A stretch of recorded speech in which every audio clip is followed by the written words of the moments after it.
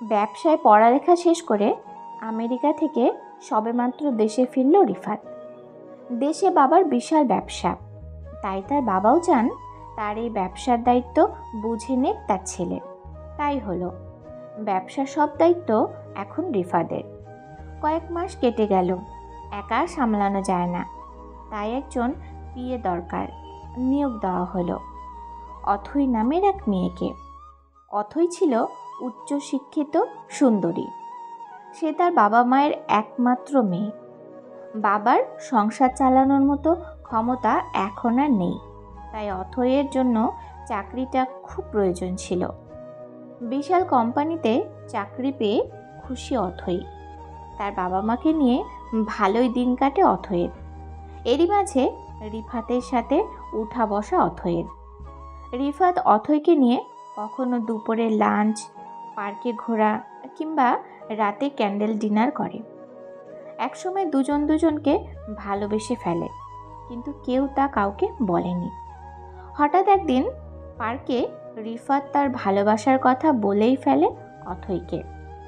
রিফাতকে ভালোবাসা সত্ত্বেও অথৈ রিফাতকে ফিরিয়ে দিল, কারণ রিফাত এত বড় কোম্পানির মালিক, তার সাথে সম্পর্ক তা কী করে হয়। ভারাক্রান্ত মন নিয়ে বাড়িতে ফিরল অথৈ। ভালোবাসার মানুষকে কাছে পেয়েও হারাতে হচ্ছে। দুদিন অফিসে যায়নি অথৈ। দুদিন পর রিফাতের সাথে দেখা হওয়ার পরেও এড়িয়ে চলে অথৈ। রিফাত অনেক বোঝানোর চেষ্টা করে, কিন্তু অথৈ রাজি নয়।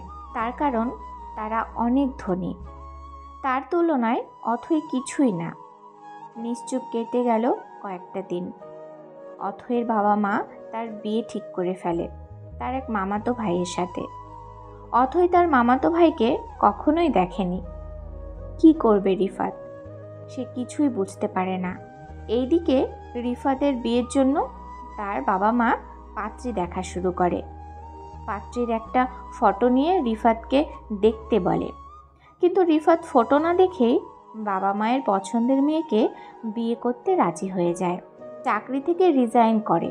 অথৈয়ের আর কখনো দেখা হবে না রিফাতের সাথে। চোখের জল নিয়েই অফিস থেকে বেরিয়ে গেল অথৈ। বিয়ে সব কিছু রেডি রিফাতের। 3 দিন পর আজ বিয়ে। ধুমধাম আর লাইটিংয়ের আলোয় সব বিয়ে হয়ে গেল, কিন্তু সে এখনও তার বউকে দেখেনি। এমন সময় ফোন আসলো, ইমার্জেন্সি ফ্লাইটে রিফাতকে ফিরে যেতে হবে নিউ ইয়র্ক। সদ্য বিবাহিতা বউকে দেখা হলো না রিফাতের। চলে গেল নিউ ইয়র্ক। নিউ ইয়র্ক যাওয়ার পর কেটে গেল 7টি বছর। 7 বছর পর আজ রিফাত আসবে দেশে।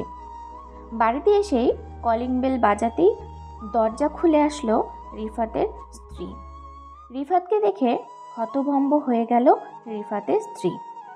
রিফাতও আশ্চর্য আর নির্বাক হয়ে তাকিয়ে রইল তার স্ত্রীর দিকে।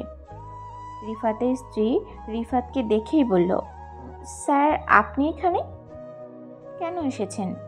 প্লিজ চলে যান, এটা আমার শ্বশুর বাড়ি। প্লিজ চলে যান স্যার, প্লিজ স্যার চলে যান। এমন সময় রিফাতের বাবা মা এসে বলল, তুমি কাকে চলে যেতে বলছো? ও তোমার স্বামী রিফাত।